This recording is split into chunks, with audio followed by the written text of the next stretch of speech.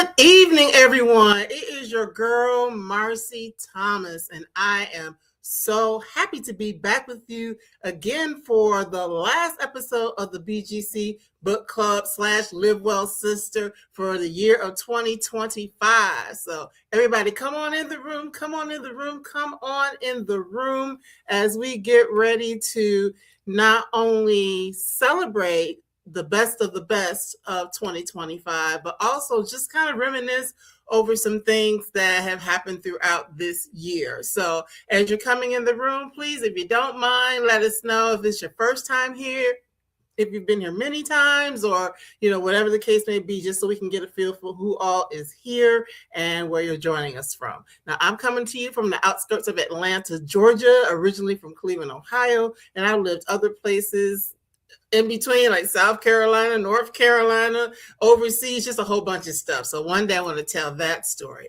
But tonight we don't have a special guest. You all in the audience are the special guests. So I will be sharing some things. You'll have the opportunity to put questions, well, not so much questions, but share comments and things like that about the people that we're going to be celebrating.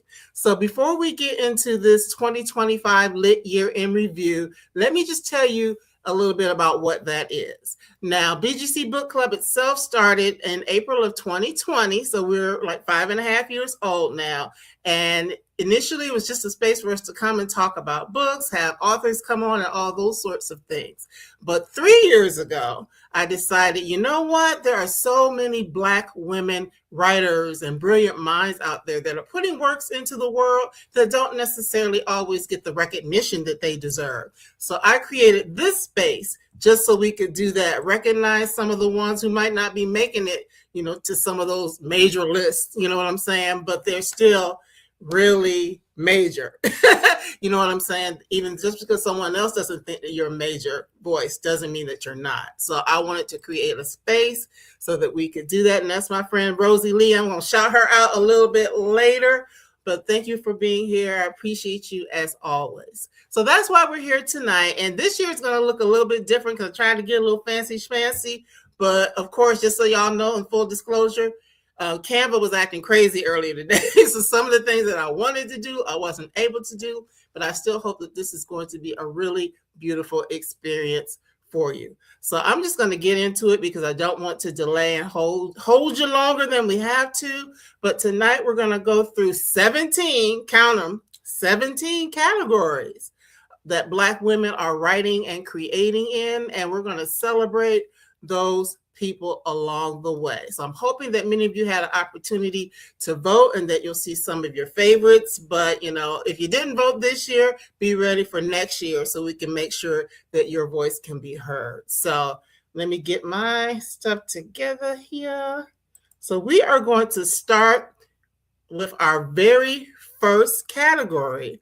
And our first category for the evening is those audiobook narrations. So if you love audiobooks and you like to listen to them, of course, it's the person that wrote it, but then there are also the people who will read or perform those audiobooks. So this year, I want to go ahead and share what some of those are. And I'm going to be on the side of the screen. So y'all, well, you'll see the screen, but you won't see me, but that's okay because I'll be voicing over what's on the screen. So give me just a second here.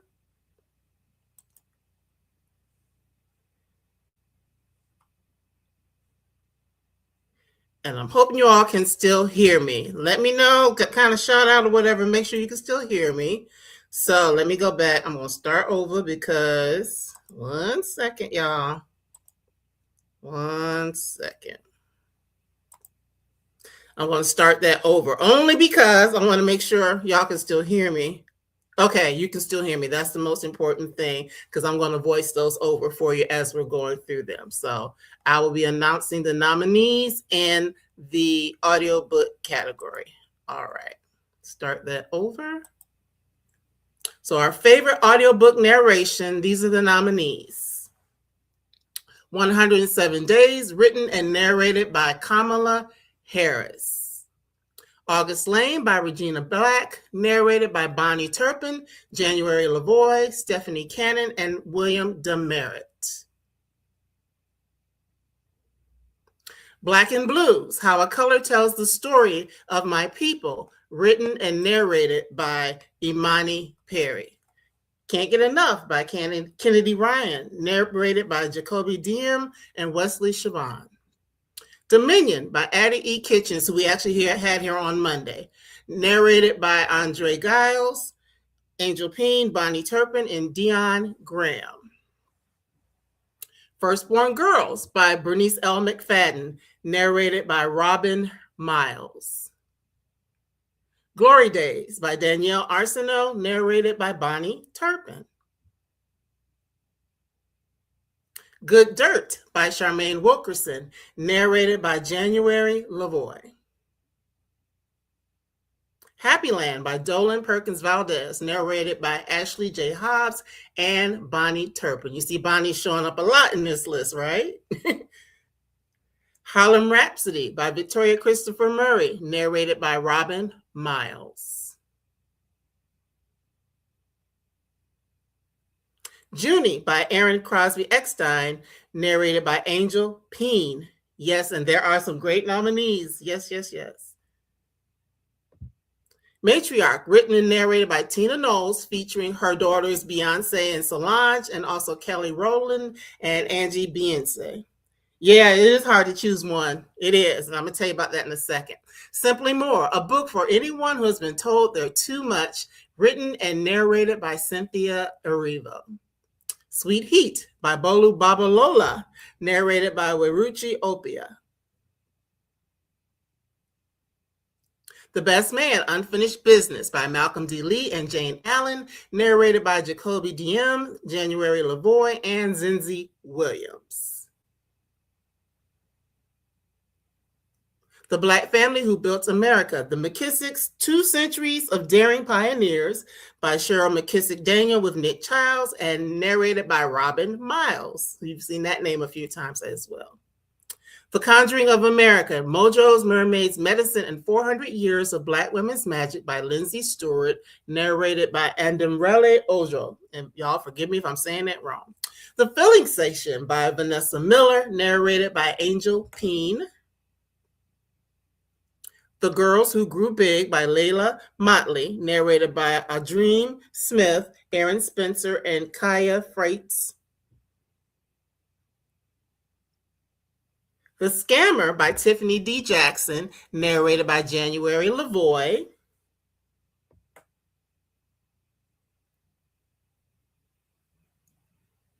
The Wilderness by Angela Flournoy, narrated by Asia Naomi King and Ashley Nicole Black. And I think that might be the last one. Maybe. These Heathens by Mia McKenzie, narrated by Bonnie Turpin.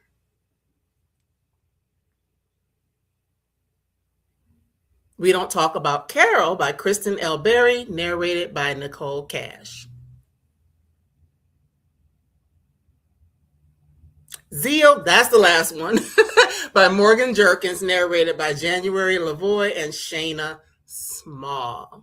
So yes, that is a great list of people that were nominated, and you are right, it is hard to choose just one. There are so many great nominees, all of those things. So yes.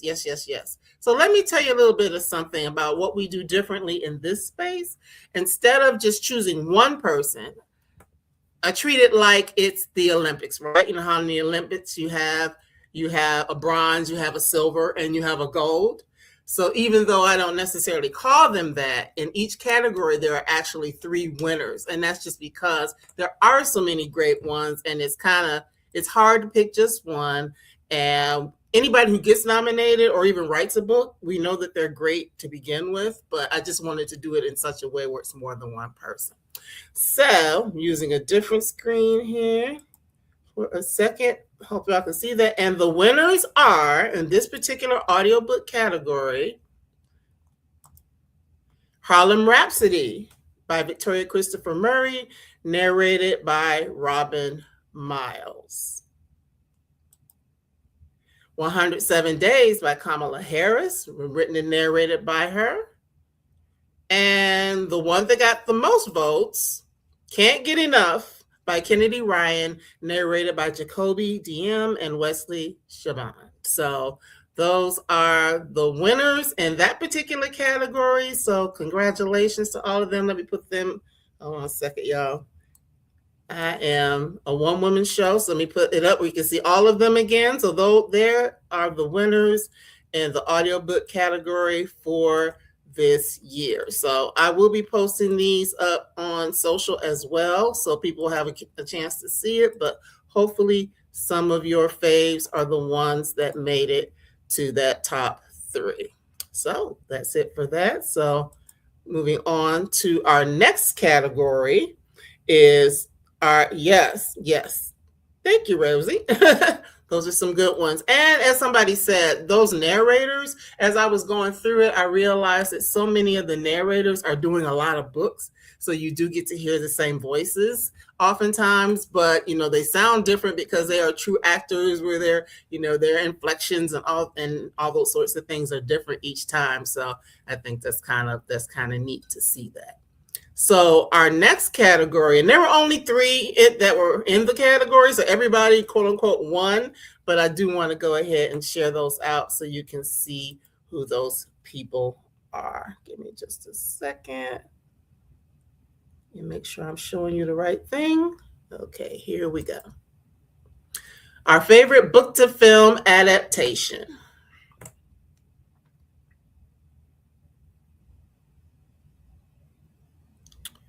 Forever, the Netflix series based on the book by Judy Blume. And actually, that was number 1. I think I might have gotten them out of order. That one was the first one, actually. Friends and Lovers, the Lifetime movie series based on the book by Eric Jerome Dickey.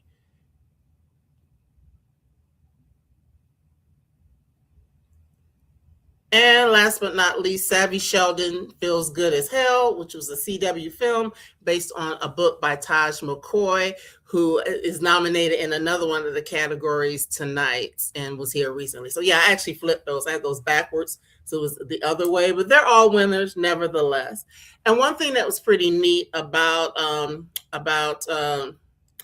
Forever, if you had a chance to watch Forever, is that they all it was not written by a Black person, right? It was not written for Black people initially, but I love the fact that the producers and everything were able to come and take that story. That's an older story about young people and all of that, but they were able to take that story and turn it into something that really is good for us and our audience and that we can relate to it. So that just shows the power of story just in general.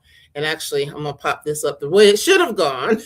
So Savvy Sheldon Feels Good as Hell. And then Friends and Lovers.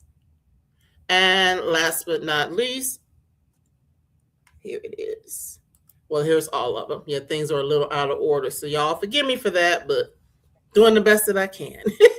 All right, so that is that for our book to film adaptation. Those were our top 3 winners in that category. So moving on to the next one.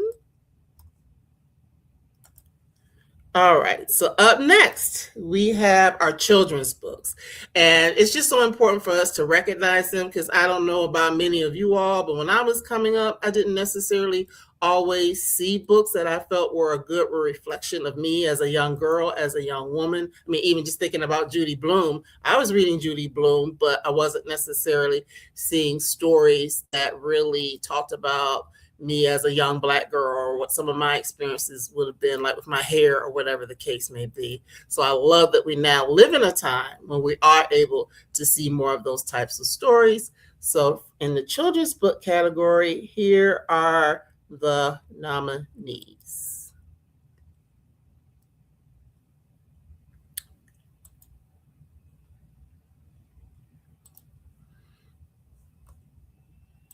Up first, A Hug Like Michelle's, A Voice Like Beyonce's, a picture book by Carol Boston Weatherford.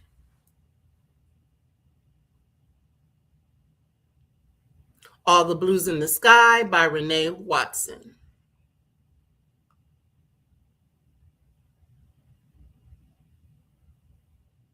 And She Was Loved, Toni Morrison's Life and Stories by Andrea Davis Pinkney.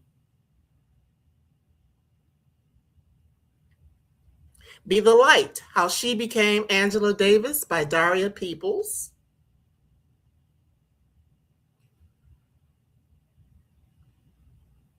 Dream a Dress, Dream a Poem, dressmaker and poet Myra Viola Wilds by Nancy Johnson James. Hello There, Sunshine by Tabitha Brown.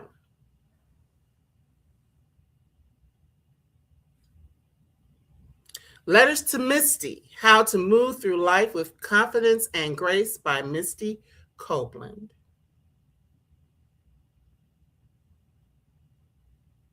Little Troublemaker Defends Her Name by Lovey Ajayi Jones.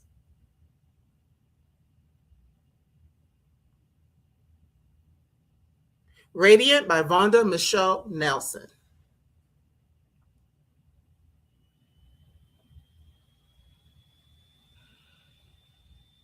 The Sunshine Queens by Sherry Shepard.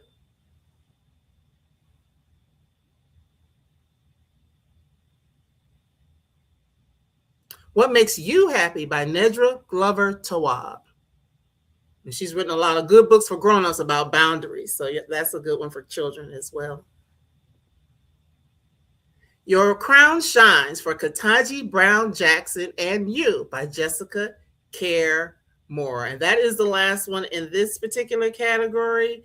And I'm so excited to see that book by Jessica for a lot of reasons, just talking about our crown and all of that, and really sharing that with young people. As I was mentioning, we didn't always have those sorts of things. But Jessica is also very special and dear to my heart because she was actually one of the very first guests on the BGC Book Club back in 2020 before there was a proof of concept or anything like that. She took a chance and came to be here to share some of her poetry. So I'm always going to be excited about having opportunities to shout out Jessica Care Moore. So in our children's book category, the winners are, and here they come.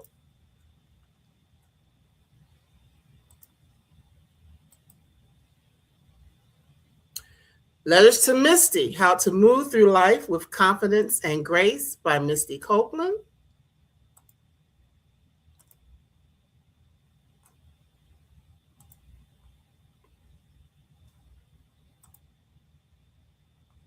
Your Crown Shines for Ketanji Brown Jackson and You by Jessica Care Moore. So congratulations to Jessica. And last but not least, in this category, y'all may be guessing. I wonder if y'all know who it is. You're going to see here in just a second. Well, that's everybody. But you can see the last one is Hello There, Sunshine by Tabitha Brown. So we know a lot of people love Tabitha Brown. Tab loves the kids. So her book was the top rated or ranked book for this year in the children's book category. And one thing I hope that you all are doing, because I know some people said they were doing it as they were voting. If it's a book that you're interested in or something that you haven't seen or heard of before, please go ahead and support, those authors, because that's just so important that especially if you didn't know about it, people are always looking to sell their books and to put their work more out there. So if it's something that you're interested in, please go ahead and pick up a copy. And if you want to, you can go to the Brown Girl Collective bookstore, which is just that, browngirlcollectivebookstore.com, that is affiliated with Bookshop, and all of these books, every book that's mentioned tonight is on a list on Bookshop, so you'll be able to find it without having to search for it. So that is that for our children's book category. So any surprises, anybody finding out about anything new right now? I just want to make sure we include you all in this. Oh, yes, you discovered so many. Yes. And that was part of the point, because as I've already kind of stated, everybody's not going to necessarily be in the top 3, but because their names are being put out there, their books are being elevated, it's something for you to learn about and check them out And many of the people have already been here and been interviewed in on this platform, but then there are others that are to come, because that was one of the things on the survey. I gave y'all a chance to say, hey, is there somebody you want to see? And there are people that I've already talked to and are already on their way back, and then others that I know I will take the time to go ahead and reach out. So thank you so much for that, and I'm glad you're discovering new works. So let me go. Up next is one of my favorite categories, even though I don't always use it. Excuse me. Even though I don't always use them, I love cookbooks, y'all. So that's the next category where we talk about some of the best cookbooks of 2025.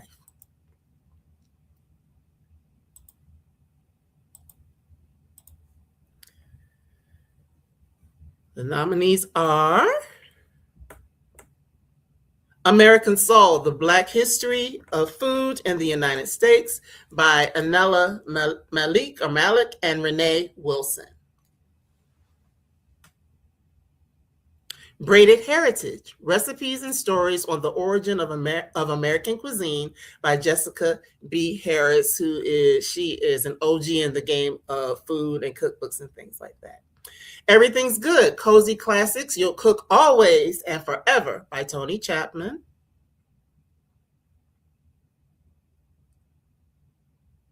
Make Do with What You Have by Cardia Brown, who many people are familiar with from being on television and things like that. So she had a book come out. Sugar and Spice by Remy Idowu. So forgive me if I'm saying it wrong, but Sugar and Spice is the book. And last but not least, and I did have this guest, Wine Pairing for the People by Cha McCoy. So I love that book. Not only do I like to eat, I love my wine. So that was a really good book. And I'm glad that we were able to include her, Cha, in the category as well. So you can learn more about her book. And I have to shout her out, especially since we did get a chance to chat. She is a sommelier. She really knows what she's talking about when it comes to wine and things of that nature. And in that book, she's really talking about how we can take our cultural foods and our ethnic foods and really be able to, pair wines with them. It doesn't always have to be such a Eurocentric view of how we can enjoy our wine, but there are other ways to do it as well. So I'm getting our winners up here. So just a minute. So the winners are in the cookbook category.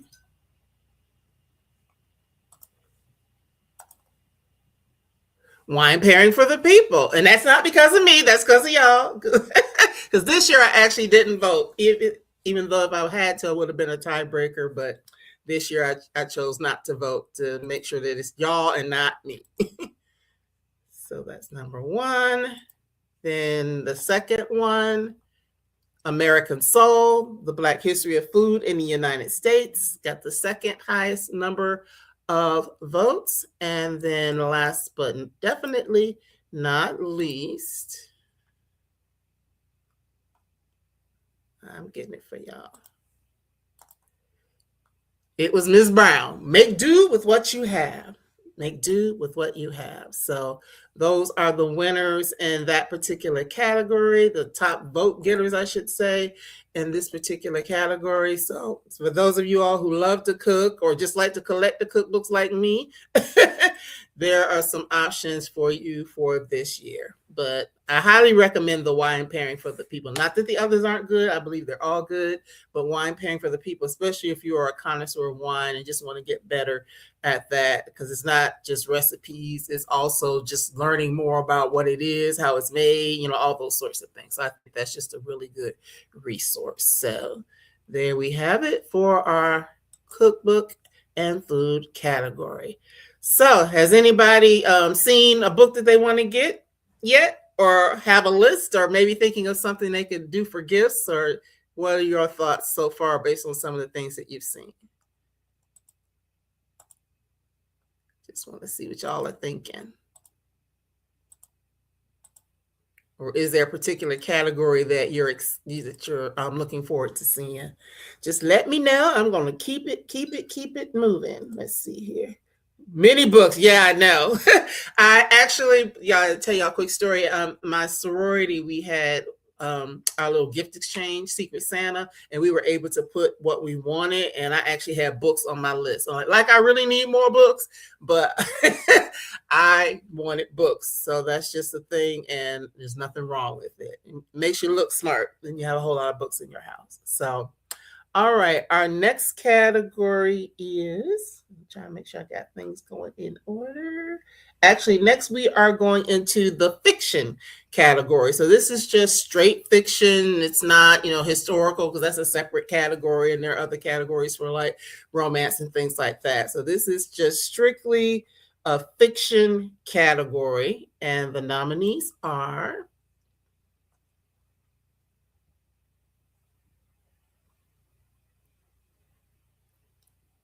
Casualties of Truth by Lauren Francis Sharma.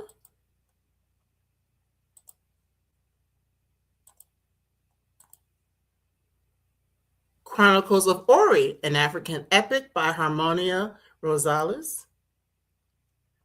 And yeah, you're right, Rosie. We always need more books,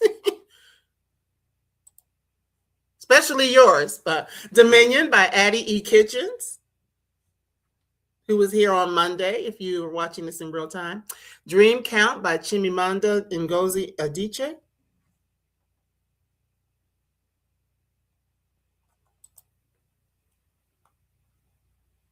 Family Spirit by Diane McKinney Whetstone.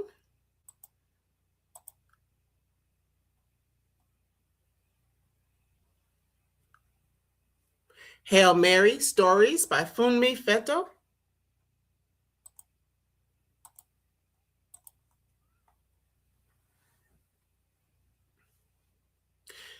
It Was the Way She Said It, Short Stories, Essays, and Wisdom by Terry McMillan, who we hadn't seen in a while. And actually, we're about to celebrate the 30th anniversary of Waiting to Exhale, the film, Waiting to Exhale. Little Movements by Lauren Morrow. My Train Leaves at 3 by Natalie Guerrero.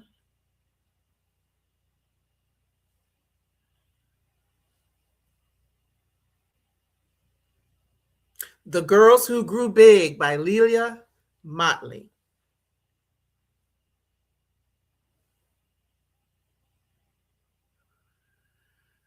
The Grand Paloma Resorts by Clavis Natera, who was one of our special guests this year. One of many. The Payback by Kashana Cawley, who was also here this year.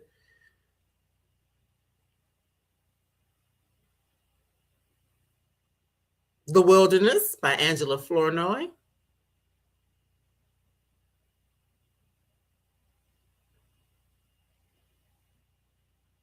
And that's all for that particular category of fiction. So hopefully some of your favorites were in there, and we're going to see who everybody voted for here in just a second, y'all. Give me one moment. I'm going to get those put up for you. So who are you all predicting? I'd like to see some predictions. Who do you think might end up being at the top of that category? Or you don't know? Or who are your favorites? Definitely want to see what you all are thinking. So I'm going to go ahead and start loading those up. So, and the winners are in the fiction category. First up, It Was the Way She Said It. Short stories, essays, and wisdom by Terry McMillan. So she came in at number 3. What we got here? The Girls Who Grew Big. We're going to see. You know what, y'all? I actually have not read that book, but I've been hearing a lot about it, so I need to go ahead and read it while I'm on my hiatus from live shows. So, but we're going to see. I know, but you'll find out here in just a second. Our second was Dominion by Addie E. Kitchens, who I had the opportunity to talk to on Monday, December 15th. We had a really great conversation. I enjoyed that book immensely. Some people that recommended it to me before I had a chance to read it. So I'm glad that I had a chance to not only dive into it, but also get to know some things about Addie. And last but not least, let's see who had the most votes for this year in this particular category. And somebody was right. The Girls Who Grew Big. So tell me what you enjoyed about that book, because you chose it, you called it. It's Blue Rains. Tell me what it is. Tell us what it is that you enjoyed about that book. You called it. You definitely called it. I'd love to know what your thoughts are. Just something short and sweet, just sweet. But nothing that spoils it, just enough for us to kind of know what it is that has drawn people to reading that particular one. And here are all three together. So when you get a chance, do that. So those are the top three for this year, for 2025, voted on by the BGC Book Club family. It wasn't Marcy, it was y'all. So, so yes. All right. So up next, we're going to get into some things that can be a little more serious, just because it's, talking about our HERstory, as we call it here. Because one of the things many of you also may not know, that when I first, in the early days of doing Brown Girl Collective, it was a lot of me sharing just historical facts about Black women. Like every day, I was sharing facts about Black women in a historical context, because I really believe in the power of those stories and us knowing kind of who's who and who did what, because they are like beacons of light to us and younger generations who might think that maybe we were in a little box, and the reality of it is that we never have been in a box. You can't put us in a box. So I did that, and so history or HERstory has always been very important to me. And in the months and years ahead, I'm going to start leaning back into some more of that, because I just think that it's so important. And one of the reasons why I love historical fiction, which isn't next, but it is coming up after this category that we're about to share. But in our HERstory category, these are the nominees.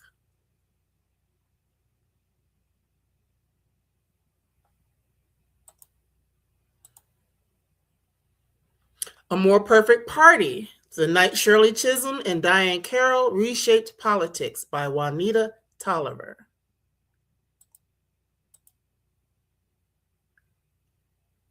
Black Panther Woman, The Political and Spiritual Life of Erica Huggins.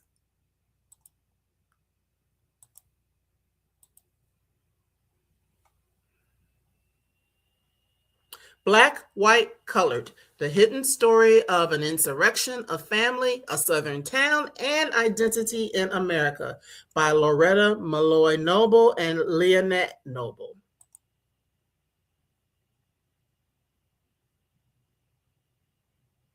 Harriet Tubman, Military Scout and Tenacious Visionary, From Her Roots in Ghana to Her Legacy on the Eastern Shore by Jean Marie Weeson and Rita Daniels, who I do know Rita Daniels is actually a descendant of Harriet Tubman. Joy Goddess, Alelia Walker and the Harlem Renaissance by Alelia Bundles. And I was honored to not only interview Alelia this year, I actually got a chance to meet her in person as well. Positive Obsession, The Life and Times of Octavia E. Butler by Susanna M. Morris, who joined us this year as well. Queen Mother, Black Nationalism, Reparations, and the Untold Story of Audley Moore by Ashley D. Farmer.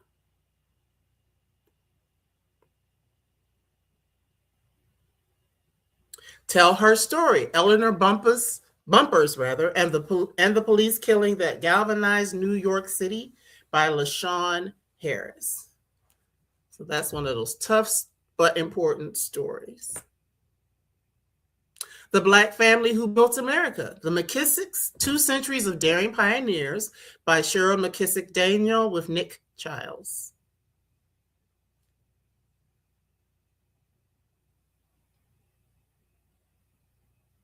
The Conjuring of America. Now, I'm going to say this is one of my personal faves. I do have to say that. Mojo's Mermaids, Medicine, and 400 Years of Black Women's Magic by Lindsay Stewart. Tony at Random, The Iconic Writer's Legendary Editorship by Dana A. Williams, who was here recently as well. And that might be the last or close to it. Nope. Without Fear, Black Women and the Making of Human Rights by Keisha N. Blaine, who was also a special guest this year. So those are the nominees in the HERstory category. And thank you. We're going back to The Girls Who Grew Big. It was a powerful story, really tugged at my heartstrings. Yeah, I've been hearing that about that, so I definitely need to read that.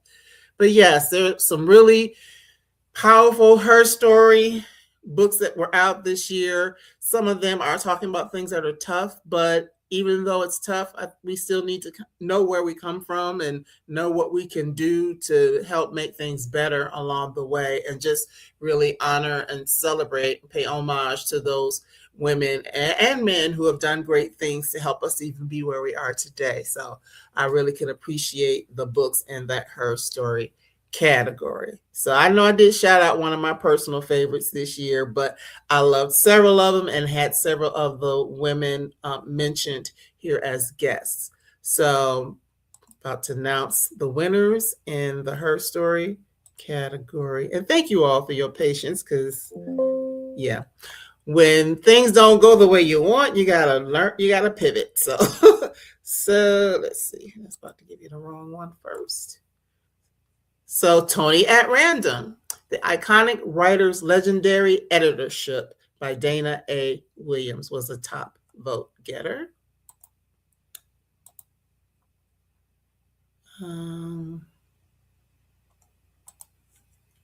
Up next, Positive Obsession, The Life and Times of Octavia E. Butler by Susanna M. Morris. And I think that both of those books are really good for the writers in the room. I know there's some writers in the room, or aspiring writers, just to learn so much about those women, whether they were editors or the writing that they did. I just think it's really powerful to learn about them as they inspire us in the next generation in sharing our stories. And the top vote getter for the HERstory category is Queen Mother, Black Nationalism, Reparations, and the Untold Story of Audley Moore by Ashley D. Farmer. Yes. So that is the top book according to your votes for this year. And thank you. That's right. Sometimes you got to pivot to get things done. But I'm like, of all days, Canva went down. I wasn't the only one that was freaking out. I'm like, what is going on with Canva? Well, I'm trying to create my slides and whatever. So yeah, I had to do it a little bit differently. Oh, you just ordered that. Okay, The Queen Mother. Yes, yes. I'm looking forward to reading this one as well, because I'm familiar with Queen Audley more, but more in snippets, so to speak. So being able to do a deeper dive into her story, I'm definitely looking forward to that. And actually, I believe we're going to be able to get Ashley to come talk to us next year. So that would be pretty good as well. We could have a conversation with her. So these are the top three: Tony at Random, Positive Obsession, and Queen Mother. So those are the ones in the HERstory category. So up next, kind of in alignment, talking about HERstory, we're going to get into, as I already mentioned, I love historical fiction. But I just love it because it's an opportunity to learn so many things about our history and all of that, but learn it in a way that doesn't feel like a textbook. So it's one of the reasons I really enjoy historical fiction. Oh, okay. You're saying you watched a wonderful interview with the author at the Schomburg. Okay. Well, that's good. But yes, I'm reaching out to Ashley to see if we can get her to come here next year so that we can have a conversation with her in this forum as well. So for our historical fiction category, these are the nominees.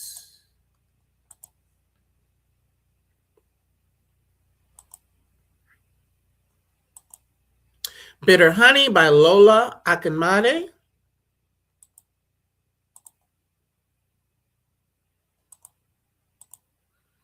Good Dirt by Charmaine Wilkerson.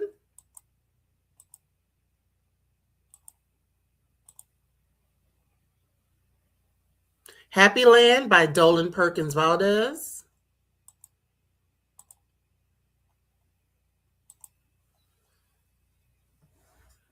Harlem Rhapsody by Victoria Christopher Murray.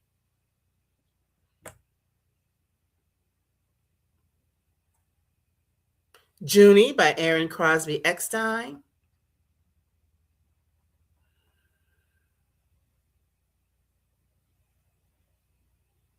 Let Us March On by Shara Moon.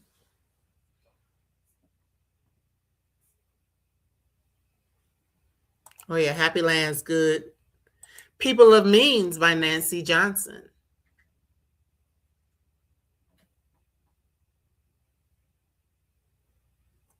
The Filling Station by Vanessa Miller, who also wrote a book about the Happy Land, The American Queen, that came out last year. So, The Sable Coat by Gail Melissa Grant.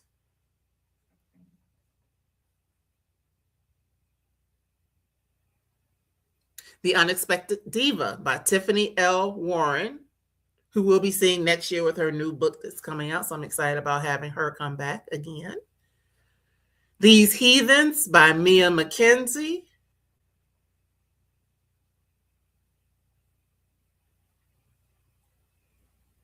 Zeal by Morgan Jerkins. So I know whenever I see a Z, I know we're at the end. So that's the end of the historical fiction category. So any standouts for anyone? I see that Sun Spirit said, yes, I enjoyed Happy Land, loved Happy Land, and Zeal. Yes. Yeah, there's some good books in that category. And some of those authors have new things coming out next year. I know, like I mentioned, Tiffany Warren, she'll be back early next year to talk about A Harlem Wedding is her next book. So yeah, and Victoria's got some new stuff coming out next year as well. So yeah, these are some pretty good ones. And so who do you all think is going to end up with the highest votes for the historical fiction category? I'd like to see what you all think. I know what you said you liked, but who do you think is going to end up with the highest vote count? And I'll share here in just a second. Y'all can drop that in while I'm getting that ready. The winners are historical fiction. Zeal, okay. So the first top vote getter was actually Good Dirt by Charmaine Wilkerson, who I know got a lot of buzz last year or the year before with Black Cake. So she came in with the third highest votes. Let's see here. Zeal, yeah, I enjoyed Zeal as well. And I always just like talking to Morgan because she's just a lot of fun. Let's see here. Number 2. Happy Land got the second highest amount of votes. So some people have already said how much they loved Happy Land. That's by Dolan Perkins Valdez. So congratulations to her. And the number 1 vote getter in the historical fiction category, y'all. Let's see.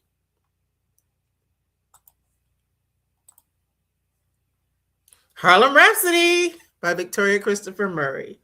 So yes, that is actually her second win for tonight. She was also one of the top audiobook narrations was for Harlem Rhapsody as well. So congratulations to everyone in this category. Actually, if you're here in the Atlanta area, I will be conversing in person with Victoria in April. So I'm looking forward to that because we've met a couple of times and I've interviewed her in this platform once, but I'm looking forward to doing that in person as well. So these were the top 3 votes for this year. And let me tell y'all something, because I was telling Rosie Lee, who happens to be my good friend in real life. I was telling her earlier that this whole thing was like voting in the real, quote unquote, real world, so to speak, how like maybe 1 or 2 votes can make a difference, because some of these were like really close. It might have been only 1 vote between one person or another, or maybe they were tied. So voting really does make a difference in things like this. But as I've already said, everybody who was even selected is a winner to me, and I know they're winners to you, but it's just really good to be able to celebrate these particular books and not be in a space where we're honoring books, but we don't see too much of us. You know what I'm saying? But I'm gonna leave that alone. But y'all understand what I'm talking about. So that is our historical fiction category. So let me go back here. And what is up next? Because I'm trying to move stuff out of the way so I don't end up putting the wrong thing up. All right. So up next is actually our inspiration category. There are a lot of books in that category, but the ones that are there were pretty powerful. Just some things because right now, especially I'm just saying all the time, there's stuff that's going on in the world. I always say, it's your personal stuff that's happening. It's the stuff that's happening in your immediate circle. Then it's always the stuff that's happening in your community and the world. So we always need to find sources of inspiration, whether it's in books, whether it's in community, whatever those things are that help you to stay inspired. And, like they said on Good Times, keep your head above water. Whatever things that we need to enable us to do that are always powerful. And there are some really good books that came out this year that helped in that regard as well. So here are the favorite inspirational books for this year or this category. Up first, Black Woman Grief, A Guide to Hope and Wholeness by Natasha Smith. The Glory in Your Story, Activating a Fearless Faith to Change Your Life, Your Career, and the World by Monique Rodriguez. The Pretty Victory, 100-Day Guide to Recenter Yourself and Find Your Purpose, a devotional and guided journal by Pretty V.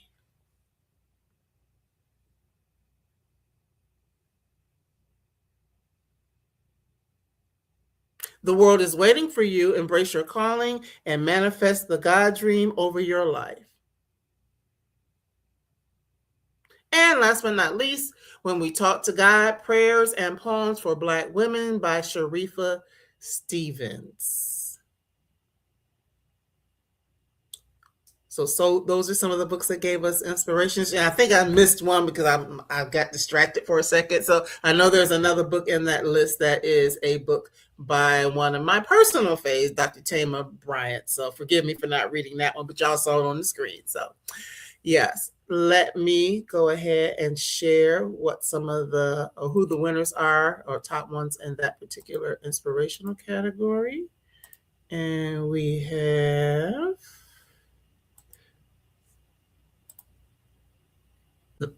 The Glory in Your Story, Activating a Fearless Faith to Change Your Life, Your Career, and the World by Monique Rodriguez. And up next,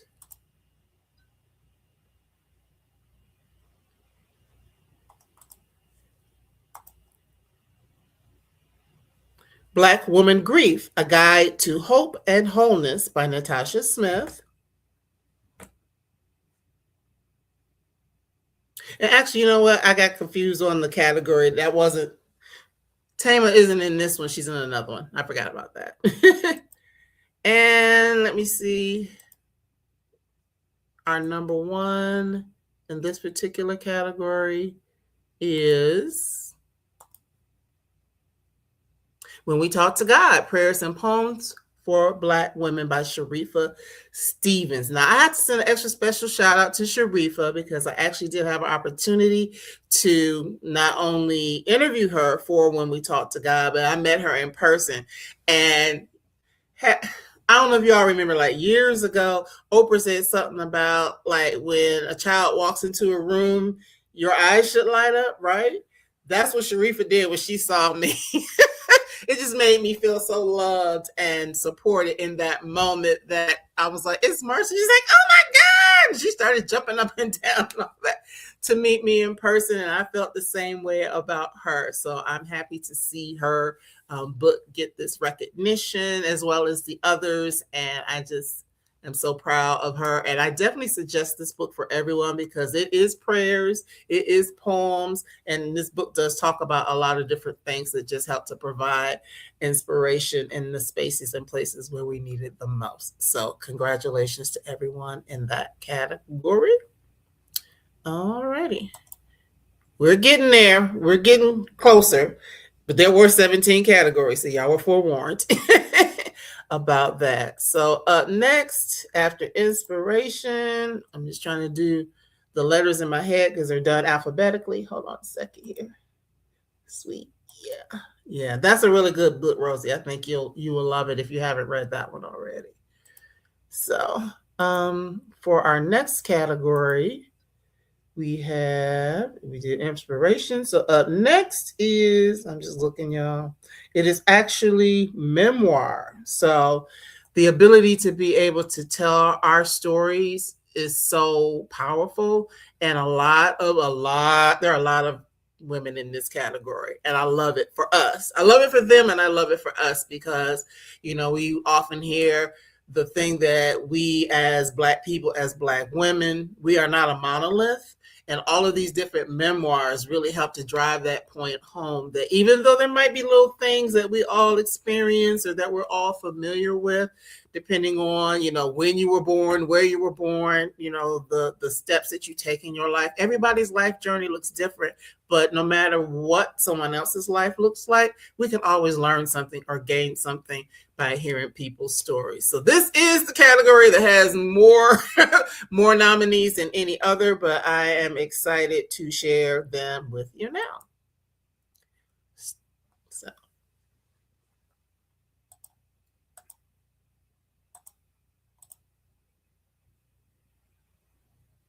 107 Days by Kamala Harris.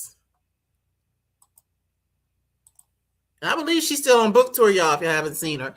Becoming Spectacular, The Rhythm of Resilience from the First African-American Rocket by Jennifer Jones. Between the Devil and the Deep Blue Sea, a veteran's memoir by Khadija Queen. And I had a great conversation with her about her time in the Navy. Fearless and Free, a memoir by Josephine Baker. Now, of course, we know she wasn't around to publish it down, but these are some words for her from the past. Finding Home by Denise Nicholas, who some of you all may be familiar with some of her fiction, and then she was as a longtime actress. Firstborn Girls by Bernice L. McFadden, who shares my birthday. I Live to Tell the Story, a memoir of love, legacy, and resilience by Tamika D. Mallory.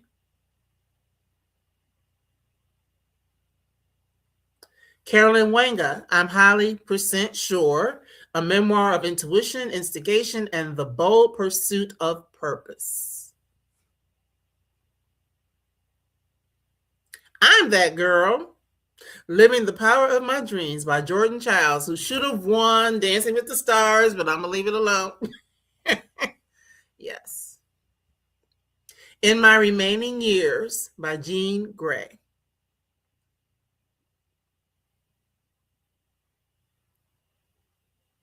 Love Rita, An American Story of Sisterhood, Joy, Loss, and Legacy by Bridget M. Davis, who I love Bridget. I love Bridget. I definitely suggest this one to read. Absolutely. Mainline Mama by Kiana Harris.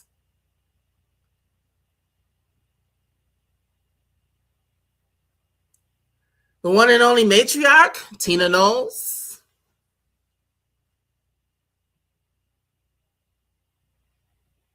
Misbehaving at the Crossroads, Essays and Writings by Honoré Fanon Jeffers, who is also a friend of Brown Girl Collective. Of My Own Making, a memoir by Daria Burke.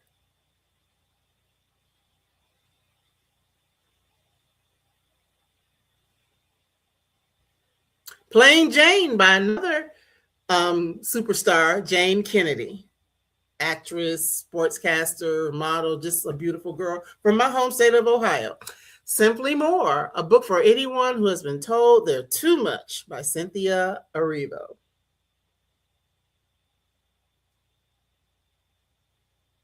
Surviving Paris, a memoir of healing in the City of Light by Robin Allison Davis.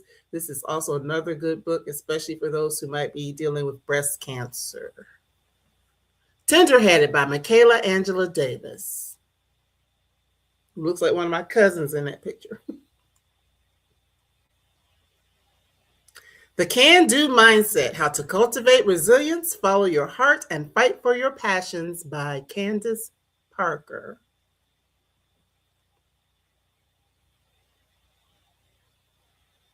The Look by the one and only forever First Lady, Michelle Obama. And I just got my copy of that the other day. This Is Your Mother by Erica J. Simpson.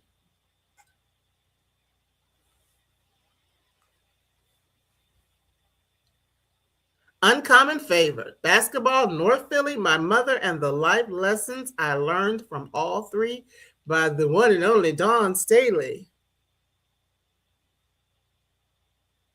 Written in the Waters: A Memoir of History, Home, and Belonging by Tara Roberts. So, have you all read any memoirs this year? And if so, which ones were some of your favorites? I know in the comments before the show came out, people were talking about The Look. I'm like, yeah, The Look had to be on the list because it's Michelle. And even though it's different, and that it's more of a pictorial type of book, it's still, telling her story through fashion and things like that. So I just got my copy. It's thick, it's heavy. I can't really wait to dive into that. But just wondering if you all have had an opportunity to read any memoirs this year. I've got Kamala's, I've got Tina's. I have a bunch, but oftentimes, in full disclosure, because I'm here with you all, I don't have time to read the other stuff because I'm preparing to be here with you all. So it's not always a lot of time to read other stuff. But on my little hiatus, I will try to do some. Oh, yes. Misbehaving at the Crossroads. Yeah, that's a good one. And we did get a chance to talk to her. So if you haven't seen that conversation, please go back and take a look because, again, she is a fan of, or friend, I should say, of BGC Book Club. And I always love having a chance to talk to her. So, oh, yes. So you read Kamala's. Yes. I've heard that was a quick read, so I'm sure it won't take me that long when I get into it. So you know who all got the top votes in the memoir category. Let's get into it. All right. We started off with Dawn Staley, Uncommon Favor, Basketball, North Philly, My Mother, and the Life Lessons I Learned from All Three. And actually, I got that book back here too. I need to put it where it's visible so I can read that. Because she's in South Carolina, which is one of the places that I once lived. I'm not originally from there, but I actually graduated from high school in Richmond. I'm sorry, not Richmond. I lived in Richmond, Virginia too. See, too many places. I actually graduated from a school in Columbia, South Carolina, my last 2 years of high school. So I really want to read about Dawn and her story. Okay, currently reading Firstborn Girls. That was a good one too. Yes. Got Tamika Mallory's on deck and just got my copy up on my own making. Yeah, y'all see, I got most of those books sitting back here behind me. Again, I need to put them where I can see them so I make sure that they stay top of mind. So let's see who is next. Because quite honestly, I did this earlier today and I don't even remember myself. How about that? Okay, the second vote getter was Matriarch by Tina Knowles. She got the second highest vote. So who do y'all think got the most votes? It might be a little obvious, but who do y'all think got the most votes? So let's see. I'm going to share here.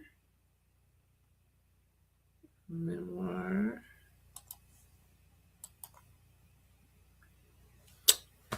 The Kamala Harris was the top vote getter in the memoir category. So there it is. And she also, yeah, you said Kamala or Michelle. Yeah, and I think that Michelle's book hasn't been out as long, so Kamala kind of has an advantage in that. And then she also, did the book tour, which I had a chance to go to here in Atlanta. So yeah.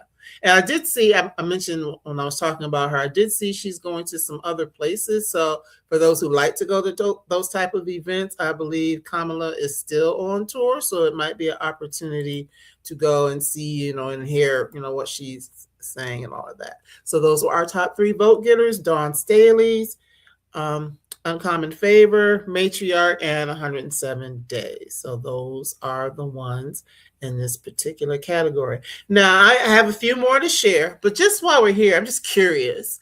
Are there any particular genres that you all love to read or that you tend to lean into maybe more than other genres?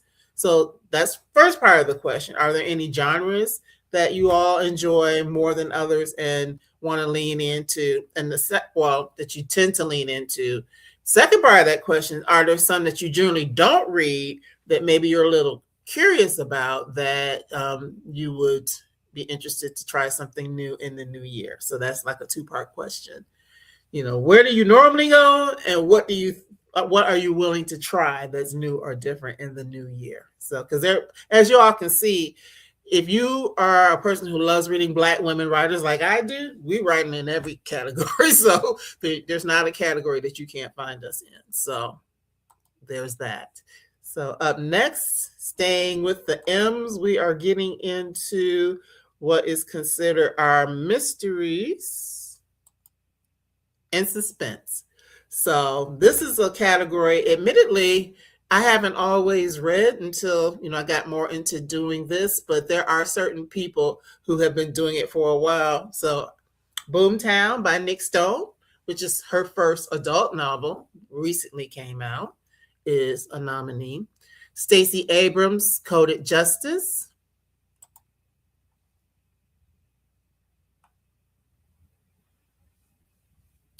Glory Days by Danielle Arsenault. And that's one thing about this category. I got to say it real quick. People write it in different ways, so it doesn't have to be gory and all that kind of stuff. So it's just something to keep in mind. Listen to Your Sister by Nina Veal.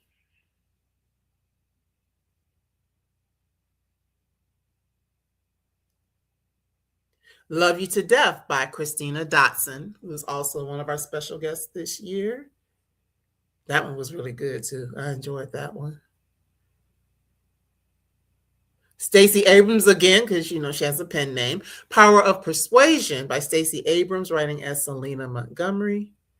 It's kind of mystery, suspense, thriller. When We Don't Talk About Carol by Kristen L. Berry, which I'll admit was one of my faves this year. We had a chance to talk to her as well. And last but not least, Shanora Williams, Whispers of the Lake. So those were the books in the mystery category. And I'm going to put some of your comments up here. Yes, We Don't Talk About Carol was a fave. Yes, that was a good one. And you love the Glory Days series. And that's what I was trying to say kind of fast. Because as y'all can see, that's a video. And let me give y'all a little back what I did. I had to go in and kind of, based upon the length of the title, and if I wanted to say something extra, figure how much time it needed to be on the screen. So that's why some are short and some are long. But I was trying to say quickly is that the thing about mystery, there are definitely so many ways for mysteries to be written. The cozy mysteries, or suspense stories. And, it can be romance tied up in it. It can be a whole lot of things. So I think that a lot of times if we just look at a category as like one big whole, there's some things you might miss that actually would be good, but because you're just like, ooh, it's mystery, or ooh, it's suspense, or whatever, you think you don't like it, but it might be a way that you could enjoy it just by diving a little deeper and finding something that suits your interests. So yeah, Boomtown is on my TBR as well, because it is about Atlanta and all of that. Oh, can we get a complete list on your website? Well, right now it's not on the website. However, I'm gonna put this up right quick before we get into the winners. I'm gonna throw this up and let that stay up. Brown Girl Collective Bookstore. And you don't have to go and buy. I mean, it'd be nice if you did, because it does support the work that I'm doing here. It is affiliated with Bookshop. But every single book that I'm talking about tonight, there is a book list that has every single one of these books in it. So you can see that. And there's a bunch of stuff that isn't even on here, because I think I had like over 200 books that were written this year that were on this list, something like that. Or 200 slides, I want to say, because some of them were nominated in multiple categories. But it's a lot of books, and I could not include all of them. So But there are some what I do every week is I go in and books that I'm aware that are coming out, I put them on that Brown Girl Collective bookstore page to say, hey, this is a new release for this month, or, these are the coming books that are coming out that you can, go ahead and do the pre-orders, because every author would tell you that pre-orders are so critical. So I put in the time and effort to put a lot of that stuff there. Everybody I've talked to is there, and like I said, a bunch of other stuff too. So if you just want to get like an overview of books written by, for, and about Black women, you can go there, because I've curated it in that way specifically. So thanks for that question though. Oh, so you came on late. Your story was on. Oh, okay. Oh, okay. Your story was on the final episode, so The Survivor. Cool. Well, one thing about this, you'll be able to go back and watch it later. So yeah. And let me just make sure I get these other comments. I love the glory. It wasn't Gory Days. Was it Gory Days or Glory Days? I think you meant Glory Days. Saying I don't read many memoirs. Mm-hmm. I love historical fiction and biographies, and tend not to do science fiction, with the exception of Octavia Butler. And that's understandable. Somebody else is saying mystery thrillers, generational family dramas, historical fiction are my top. Yeah, I actually want to write a generational family drama.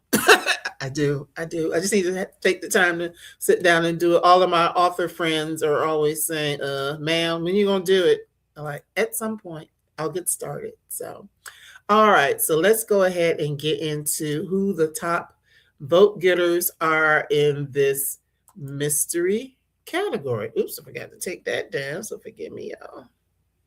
1 second. Remove that one.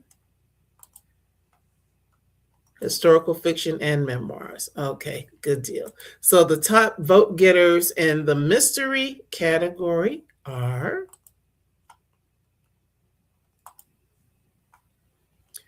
and thank you. I know I'm going a little longer than normal, but I wanted to make it more interactive by talking to you versus me just rattling them off. So thank you. All right. So the first one is Stacey Abrams, Coded Justice.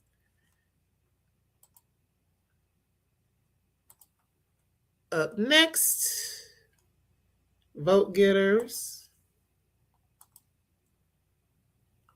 Shanora Williams, Whispers of the Lake. Oh, your new book club is on our third memoir. I love it. I love it. Yeah, memoirs are good because oftentimes there's a lot of history in it. I'm just thinking specifically about, say, for example, Firstborn Girls by Bernice L. McFadden. She told a lot, she was talking about her family, but she was also talking a lot about things that were happening in the world around there. So you kind of got a bit of both. So the top vote getter in this category, we don't talk about Carol. Oh no, we're not voting on here. The voting's already done. The voting is already done. These are the final results from the voting that was done. But we'll be doing it again next year. So, but yes, we don't talk about Carol was the one that got the most votes in the mystery category. And that was a good book. That was a really good book, actually. I enjoyed it. And if you didn't get a chance to see that conversation that I had with Kristen, please go back and take a look when you get a chance. All right. So let me see. That is it in that particular category. So moving on, up next is nonfiction. So I know there's some people who don't necessarily, Dawn Staley is your number one. Oh yeah. Yeah, she's good. She's good.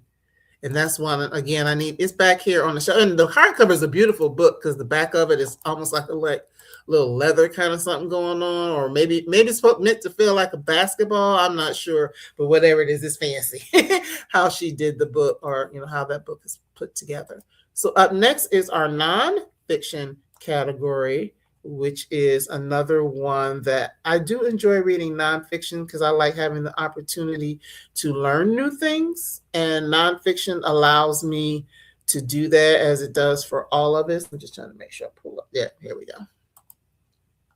And these are the ones in that category. Yeah. And you're talking about Dawn Staley. I love that. So our favorite nonfiction book category, Bibliotherapy in the Bronx by Emily Rumble, LCSW. Happens to be one of my personal friends. proud of her book being out this year. Black Owned, The Revolutionary Life of the Black Bookstore by Shar Adams, which is another good one. Black Capitalist by Rachel Laria, PhD, A Blueprint for What's Possible. Oh, I love that. Thank you. I appreciate that. I watch all of your shows live or replays. You're hooked. Yes. And there's more coming next year, girl. More coming. Black and Blues, How a Color Tells the Story of My People by Imani Perry. Dark Laboratory on Columbus, the Caribbean, and the Origins of the Climate Crisis.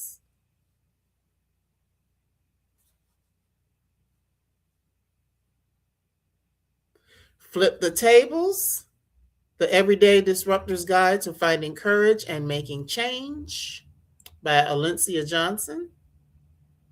Girls Unlimited, How to Invest in Our Daughters with More Than Money. Now, I haven't read that one yet, but I really want to get her because I think that's so important. Investing in our girls is extremely important.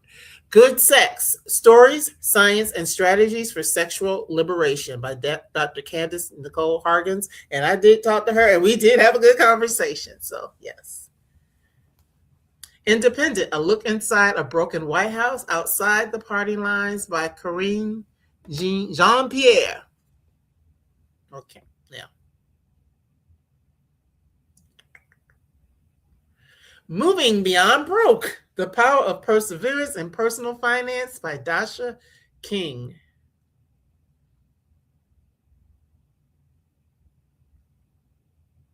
No Human Involved, The Serial Murder of Black Women and Girls and the Deadly Cost of Police Indifference by Cheryl L. Neely. Now that's heavy, but it's important. No One is Self-Made, Build Your Village to Flourish in Business and Life by Dr. Lakeisha Hallman, who I got a chance to interview her. Actually, she's based here in Atlanta, just opened a bookstore, and I'm really excited about that. Plundered, How Racist Policies Undermine Black Home Ownership in America by Bernadette Atuene. I might be saying that wrong, y'all, but count it to my head, not my heart. Prose to the People, A Celebration of Black Bookstores by Katie Mitchell, another local ATL friend.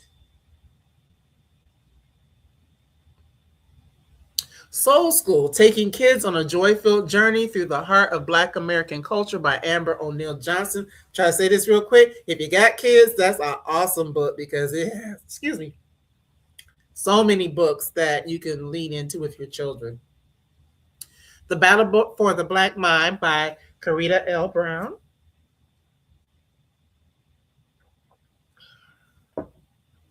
The Double Tax, How Women of Color Are Overcharged and Underpaid, unfortunately, by Anna Gifty Opoku Ajiman, who I also had a good conversation with. So those are the books in the nonfiction category. And I love that you saw some of the authors in person in your city. Free Libraries Authors Event. Oh, I love that. What city are you in, Map 204, what city are you in? That's one thing in Atlanta, everybody comes to Atlanta. So some of these people, a lot of these people I've seen and or met in person, even if I haven't talked to them here. So, all right. Well, I'm going to go ahead and get into who the winners are in this category just so we can move it along a little bit. So the winners, in Philly. Oh, yeah. Philly's another good one. I need to come up there. Was it Uncle Bobby's? Is there? I might be saying the name wrong. I know there's a bookstore there. And I also want to come to the Harriet bookstore that's up there because I did get a chance to interview the owner of that. And she's got another memoir coming out next year. So let's see here in the nonfiction category. We have Moving Beyond Broke. That is so important. Moving Beyond Broke, The Power of Perseverance and Personal Finance. That is like a really important book, and I'm glad that people tapped into that for this year. All right.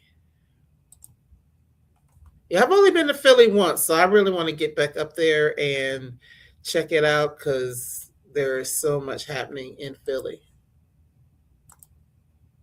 Number 2, Black Owned, The Revolutionary Life of the Black Bookstore, which is so important to us in a variety of ways because we know that they're not just bookstores, they are also community centers. So that's what's important about them. And the number 1 nonfiction book of the year. And like I said, we're getting close to the end, y'all. I promise. I'm not going to keep y'all here all night.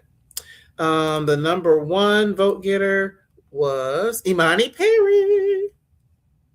Black and Blues, How a Color Tells the Story of My People. Oh, okay. So next year is a 250-year celebration of Philly. Oh, I definitely need to add that to my list. Thank you for sharing. Thank you for sharing. I know there's going to be a lot going on. So Imani Perry, Black and Blues, How a Color Tells the Story of My People. So that was the top vote getter in the nonfiction category. So that's what we have there. And we know she is brilliant. So another one that's sitting over here on the shelf that I just need to take some time to read. Yes. Reading that now. Love Imani's work. Yeah, she's just brilliant in general. Whatever she writes, she's just brilliant. So I'm really interested in diving into that because we know there are a lot of ways that historically, we tie into blue, whether it's, the indigo or, paint blue, keeping the spirits away, all those sorts of things, making denim. So yeah, blue is pretty big with us. And those are just a couple ways that are off the top of my head. So yeah, I definitely need to pick that one up as well. Okay, moving along. After nonfiction comes, let's see here. Black and Blues was good. Yep. I know it was. I just need to dive in. And y'all I'm feeling convicted, but I have a good reason because I'm always here reading other books. So up next is poetry. Another one that doesn't have a lot of people in it, but Florida Water, Poems by Asia Monet.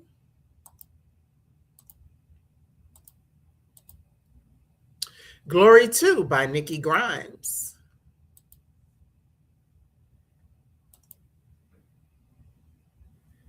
Joy in the Belly of a Riot, Poems, Prayers, Memories, and Meditations by Barbara Fant. And she did visit us here.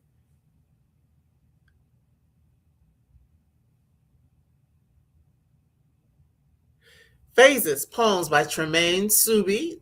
This was her first book. Actually, she has another one coming out next year. She'll be here to talk about that one. Resting Bitch Face, Poems by Taylor Bias. I just love that name. Because I've been accused of having a resting bitch face, so it's okay. It's okay, though.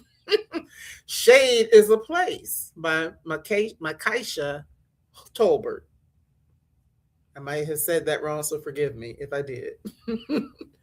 And last but not least, second to last but not least, the new book, Poems, Letters, Blurs, and Things by Nikki Giovanni.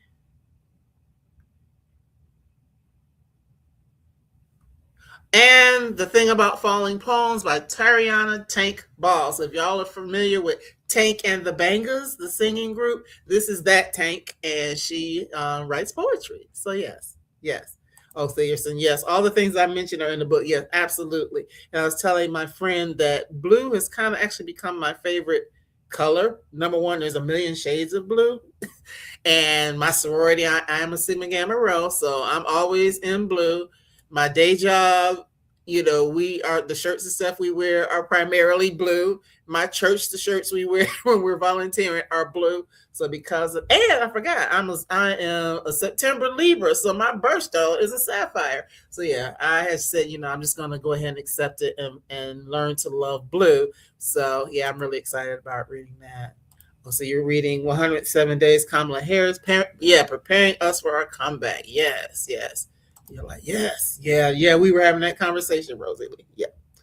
And we're going to do poetry in January. I love that. I think that poetry is so important. And I think that in a lot of ways, it gets kind of pushed to the side, but it's really important for us to read it and kind of lean into the power of it. Oh, you see, I just read Nikki G, My Soror. Good. I love that. And matter of fact, y'all, my therapist just told me before my next visit, she wants me to write a poem. I'm like, oh Lord. It's one thing to give me homework to say, hey, answer this question. So nothing. I think you should write a poem. So she's challenging me to step into that creative space. So I love it though. I love it though. So in the poetry category, the winners are, let's see.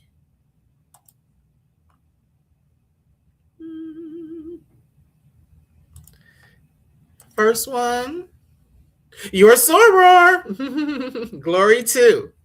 Glory to. So yes, she is one of the top vote getters in the poetry category. So I love that. I love that. And you can drop which sorority it is. I'm just curious. Yeah, I know I can do it. I'm just like, Lord, I have done it before, but it's just like, Lord, you want me to talk about all the stuff that's been happening? Like, how long is that? Is that going to be a collection of poems or just one? Okay, so number 2 in this category was Resting Bitch Face by Taylor Bias. And last but not least, y'all probably already know who got the top votes in this category because it's only fitting that the queen would get the top votes. And, you know, she's been gone just a little over a year now, and we will always continue to say her name. The New Book by Nikki Giovanni got the most votes in the poetry category. So, yes. Yeah, I know I can do it. Like I said, I just got to sit down and like really think about it because, well, I'm gonna talk about this here in just a couple seconds. I'm trying to get through the rest of this list, but I am not from Savannah, but living in Savannah, and in a couple of weeks it'll be my 5-year anniversary, and so many wonderful things have happened since I've been here. I really want to lean into that, so it's probably what I'm going to write the poem about. So. All right, up next, moving along, we have our romance category. Now, when we were talking about what we liked, I didn't see a lot of people say romance, but you know, that's okay because you like what you like. Wait, let me take that down. You like what you like, and it's okay. But we do have some people that we want to celebrate in the romance category. So we'll start there. Just getting rid of other stuff that. Favorite romance novel? All the Men I've Loved Again by Christine Pride. I like that title. August Lane by Regina Black.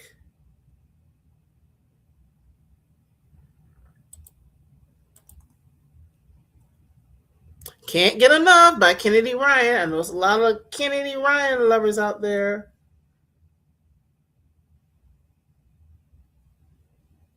Flirting Lessons by Jasmine Guillory.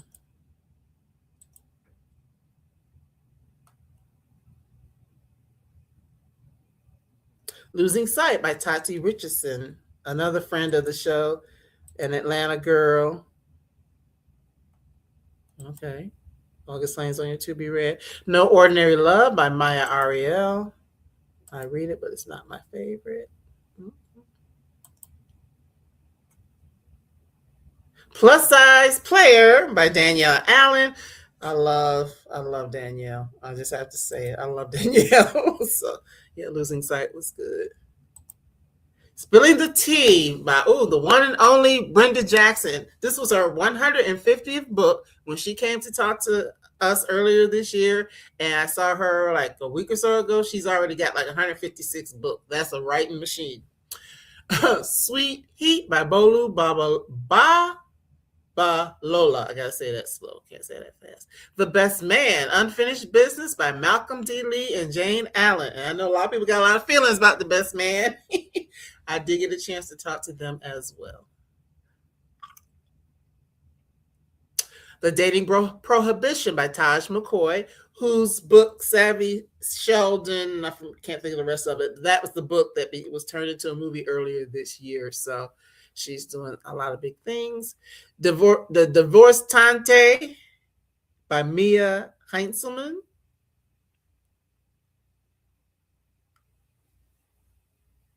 The Love Lyric by Christina Forrest.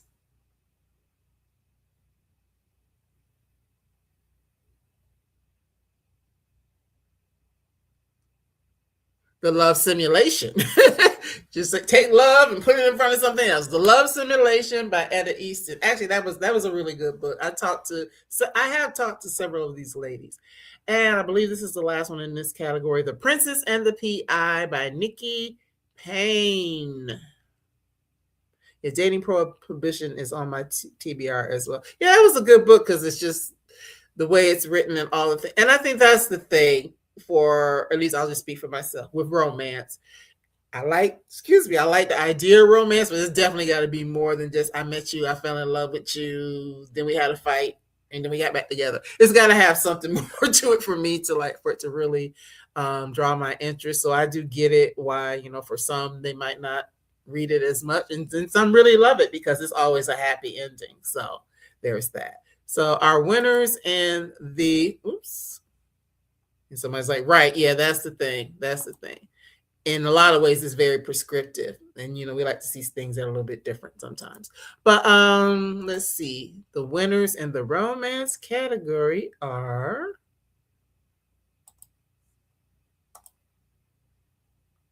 The Love Lyric, that came in at number 3. And I enjoyed that because it was about music and stuff like that, and I love music, so that's what made that particular one enjoyable. And trying to make sure I'm not giving stuff away too early. Number 2, Plus Size Player. I love some Danielle. What I love about her is that she writes books that center women, that oftentimes people think aren't deserving of love because of their body size or whatever the case may be. So that's one thing I love about her. And she is not afraid of spice, nor am I. So I do love reading books by Danielle. And then y'all probably already know who got the most votes, just because Kennedy Ryan. A lot of people love Kennedy Ryan. I'm looking forward to being able to bring her here next year with her next book, but can't get enough. Was the top vote getter in this particular category. All right, couple more left, and then we'll be gone. We'll be done, and I'll let you all go here real shortly. Okay, so those are the 3 in this particular category. So up next, we have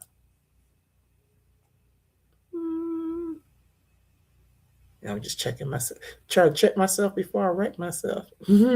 Okay, up next, sci-fi, because somebody said they don't read sci-fi, but sci-fi, speculative fiction, magical realism, fantasy, I kind of lumped all those together. Death of the Author by Indy Okorafor, and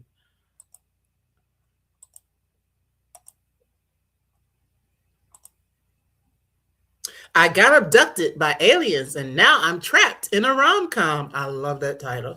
By Kimberly Lemming.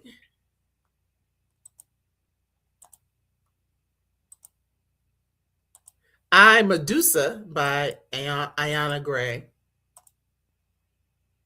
I really want to read that one too, because a lot of us have heard the story of Medusa. I want to see her take on it. Meet Me at the Crossroads by Megan Giddings.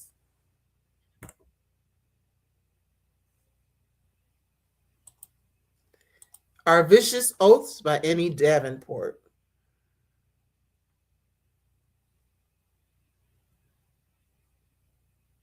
The Edge of Yesterday by Rita Woods.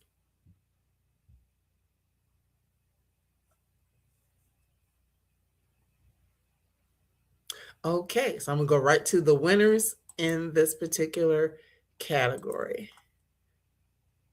Pick up speed a little bit here. All right, our first vote getter, Death of the Author, came in at number 3.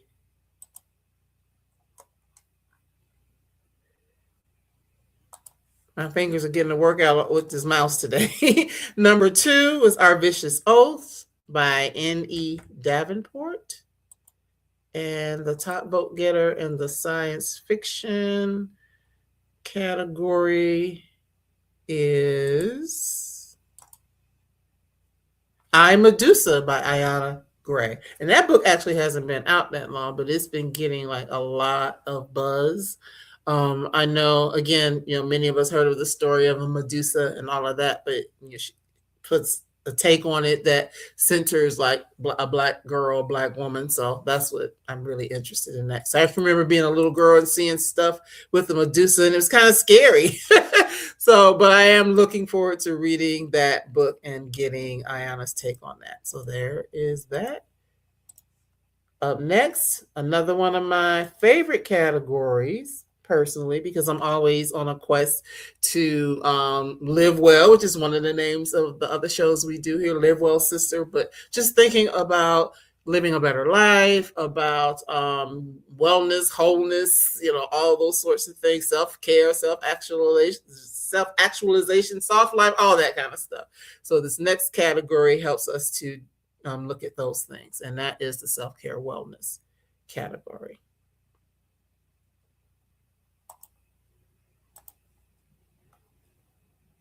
Bloom How You Must, A Black Woman's Guide to Self-Care and Generational Healing by Tara Pringle Jefferson. Now, this book is really new, but it's been floating around for a while, and I love Tara, so I had to throw that one in there. Drink Water and Mind Your Business, A Black Woman's Guide to Unlearning the BS and Healing Your Self-Esteem by Dr. Donna Oriola, who I also had a chance to talk to.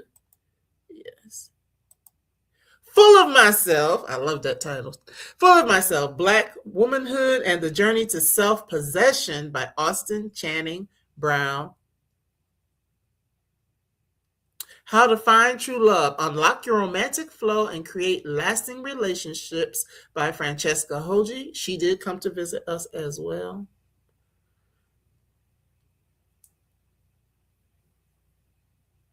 I came to slay, okay? The Black Girl's Guide to Conquering Every Battle by Elizabeth Leba.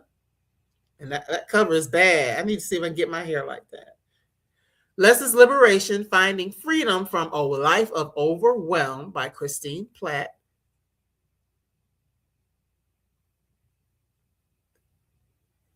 Matters of the Heart. See, this is why I got switched up before. Dr. Tamar Bryant. I thought I'd skipped over it, but Matters of the Heart, Healing Your Relationship with Yourself and Those You Love by Dr. Tamar Bryant, who I love, love, love. Reclaiming the Black Body, Nourishing the Home Within by Alicia McCullough.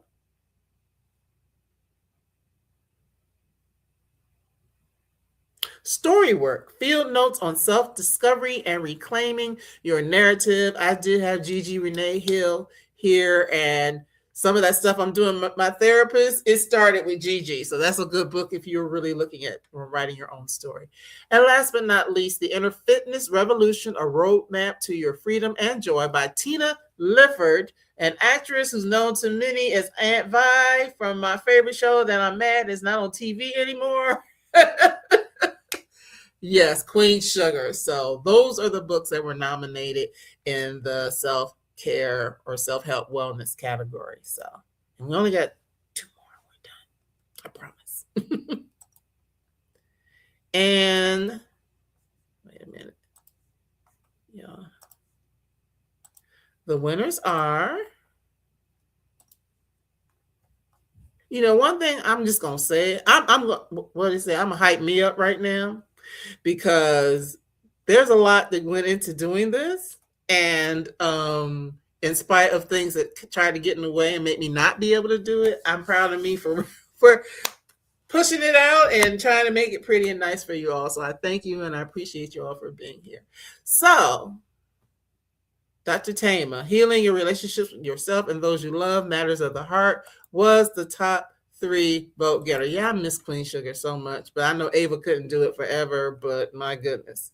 Thank you. I appreciate that. Because yes, this is something from my heart, and I just really wanted to do it. Thank you. But yeah, I felt like Snoop in that moment. I want to thank me.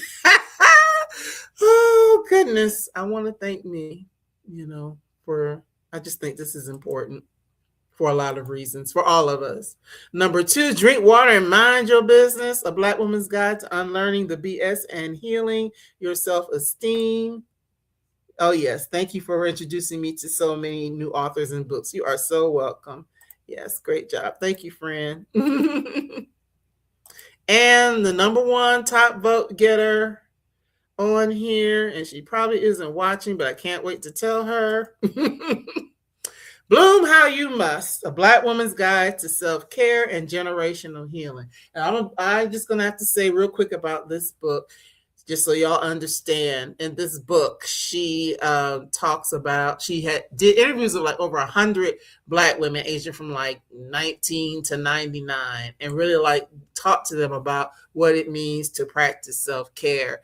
Things that we can learn from our elders, things that maybe we can learn from those that are younger than us. Because sometimes we think, oh, we're older and we know it all, but somebody young can teach you something that can really help you and support you. So I'm really proud of this book. I have known Tara, for a while, for many, many years through some of the other work that she's done. I actually did get a chance to be interviewed for this book. So if you pick it up and look at the acknowledgments, you're going to see Marcy Thomas's name in the book.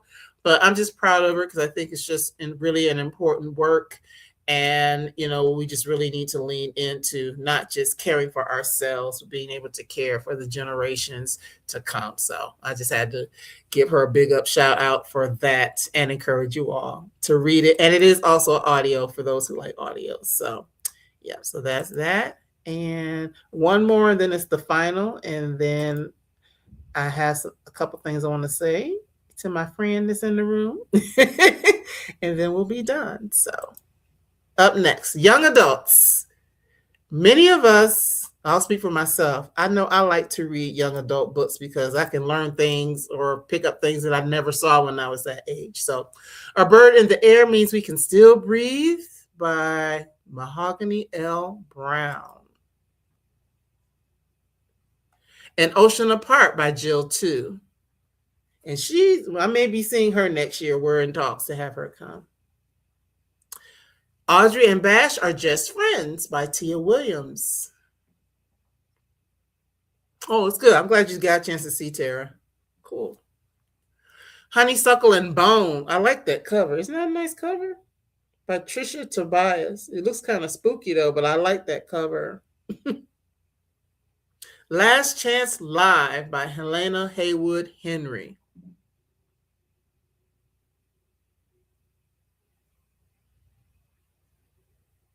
Love in 280 Characters or Less by my girl, Raven K. Stringfield, who I did not get a chance to interview for this particular book on here, but I did get a chance to interview her at a library in Atlanta earlier this year. Make Good Trouble. Discover movements that sparked change.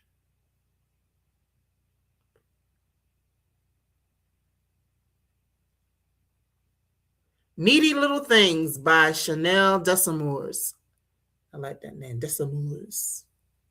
Sounds French, Creole. Pretty Girl County by Lakita Wilson.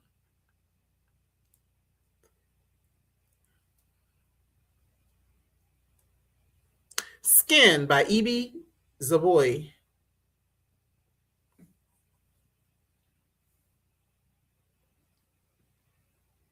Split the Sky by Marie Arnold. Isn't that a pretty cover? I love the cover of that book.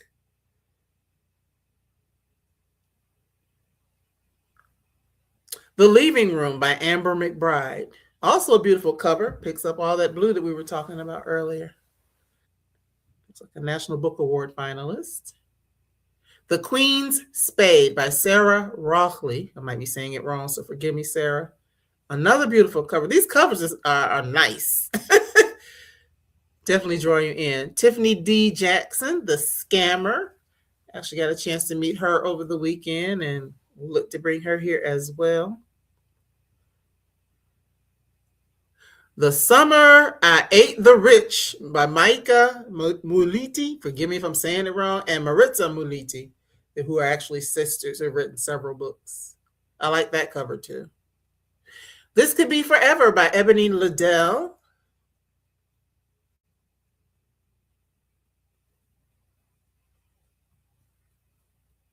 Truth Is, a Novel in Verse by Hannah V. Sawyer.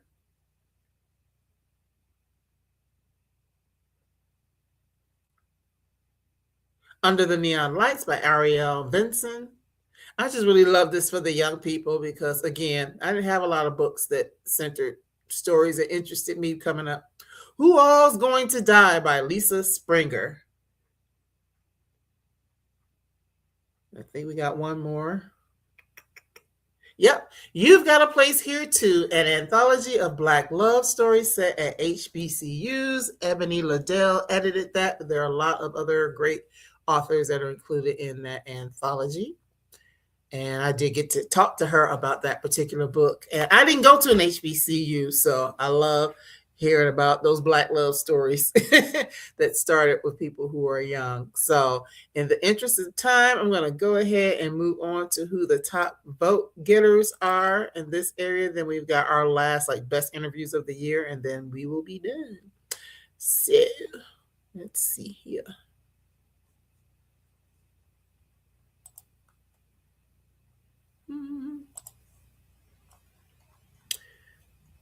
So for young adult, first up, You've Got a Place Here Too, an anthology of Black love stories set at HBCUs by Ebony Liddell, editor. And Kennedy Ryan and I want to say Kaisi Lehman, a bunch of people actually have stories in that book. Other people that you might enjoy, for other things as well. The second top vote getter was Tiffany D. Jackson's The Scammer. And the number one vote getter in this particular category is someone, I believe she has another book coming out next year for grown-ups. Oops, about to go too far. That is Tia Williams. Audrey and Bash Are Just Friends. So that was the number one vote getter. So if you like reading young adult books, because I do enjoy reading them, just because those kids are so much smarter than what I was at that age in these books. But they also have access to a lot of things that maybe I didn't at the ages, that their stories are being written. So I'll give myself grace from that. But yeah, I really enjoy reading those stories. And if you have young people in your life or you just like reading those stories, those are some options for you. Now, last but not least, this is all about the interviews that I have had over the last year. Now, of course, I can't include all of them. So for those of you who don't know, I usually do 2 interviews a week, sometimes 3. So there's no way I can include everybody. So how I kind of determined which ones made this list are the ones that got the most buzz, over a certain number. And, I know what that number is. If they get a lot of activity over a certain number, those are the ones that got selected for this list. So anybody's not here doesn't mean anything that they're not. It's just that these are the ones that really got people watching and commenting and talking about them. So here they are. Already. And it's between 2 shows as well. So the Live Well Sister side as well as the book club. So Black Girls Breathing by Jasmine Marie. And that was from the Live Well Sister show. Her book actually was one of the top self-care wellness books last year. So I had to bring her on, and she has an Atlanta connection. So that was that. Dark Laboratory by Tao Lee Goff was another top book. And this is one of those very educational. You learn a lot about the climate crisis. Drink Water and Mind Your Business by Dr. Donna Oriolo. She's already won for one of the top self-help books, self-care books. Firstborn Girls by Bernice L. McFadden. I was so excited to get her here because I've been trying for years and finally did. So I mentioned earlier, we share a birthday. Well, she's 1 year ahead of me, but we share exact same birthday. So now we're going to become really good friends because I'm probably more alike than what you would know. Good Sex by Dr. Candace Nicole Hargens. And that was another great conversation.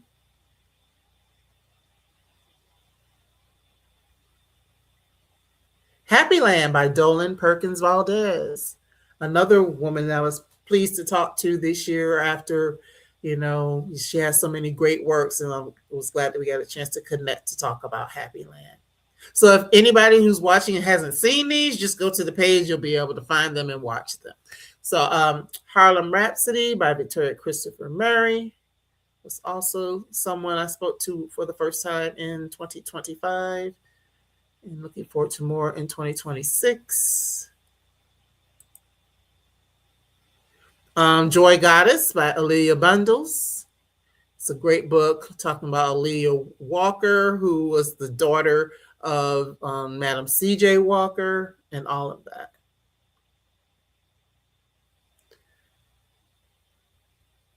My Train Leaves at 3 by Natalie Guerrero, which is another good coming of age story.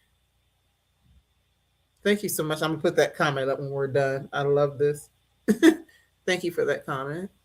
No One is Self-Made by Lakeisha Key Hallman. I love that because, we really need to work on building our village. I consider this a part of my village, which I'm going to talk about here in just a second. No Ordinary Love by Maya Ariel. Another romance. And I like her books. So a lot of times she ties it around like a popular song. And I love music. That's probably, music is really my first love, to be honest with you. Plus Size Player by Danielle Allen. I already mentioned that's my girl. I love her stories. I love her spice.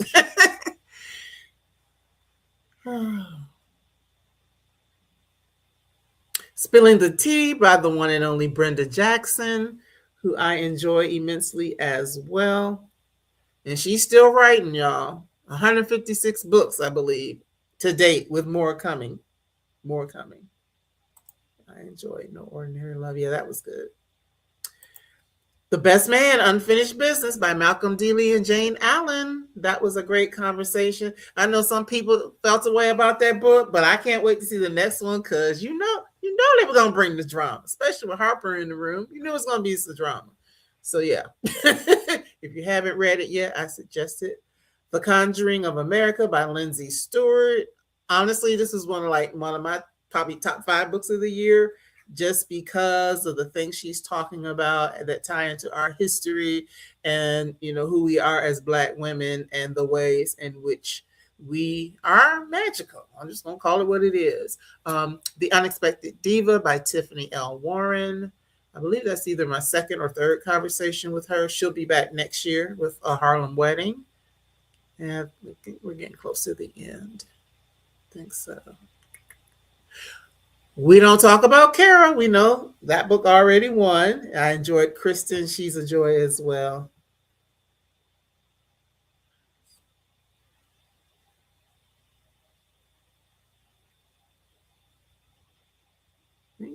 Oh, well, now this is another book that's in my top 5. We Refuse by Kelly Carter Jackson. It actually won last year in the nonfiction category. It's a forceful history of Black resistance. So it's all about resistance, right? And the ways that we can resist. But check out that sister with that gun. And last but not least, Morgan Jerkins with Zeal. I know if I see a Z, I'm at the end. So there are the great interviews, just the ones I said, the ones that kind of got a whole lot of activity. So those are the ones we're sharing here. So I just want to put these comments up right quick. Yes, there were so many, and that isn't even all of them. So if you're not subscribed to the page, please go subscribe, because that's it's been 5 years of conversations, and I'm already booked up for the first quarter of 2026. So they're still coming. Now this comment, thank you so much, Map204. Thank you for BGC. You have been instrumental in my Heal Her. I love that. I love that. She is me. I've read lots of books this year. Good. I appreciate that. I appreciate that. You also said providing the sacred space with and for Black women.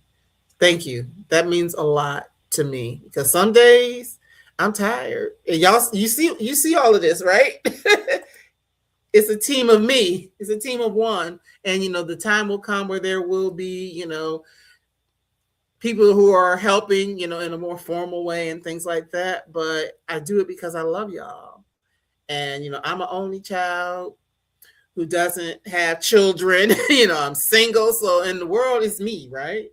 So community means a lot to me. And I just consider it an honor and a blessing that it was put in my heart to create, in my spirit, to create a community that could be all of these things, and to give my sisters voice in maybe places that they don't. Because a lot of times I'll hear them say, hey, I'll go places and it might not be people who look like me or understand me, or they didn't even bother to read my book, sort of thing. But I actually read the books. Yeah, 5 years, Grace. Yes. Thank you. Thank you. So it's been a journey, and I thank you all for being here, and it's only going to get gooder and gooder, as we say. I know that's not real words, but it's going to get better and better as time goes on. So I know it's late, so what I'm going to do is share the ones that had the top, not that one, that was from a different category. I'm going to share the ones that were the top interviews for the year.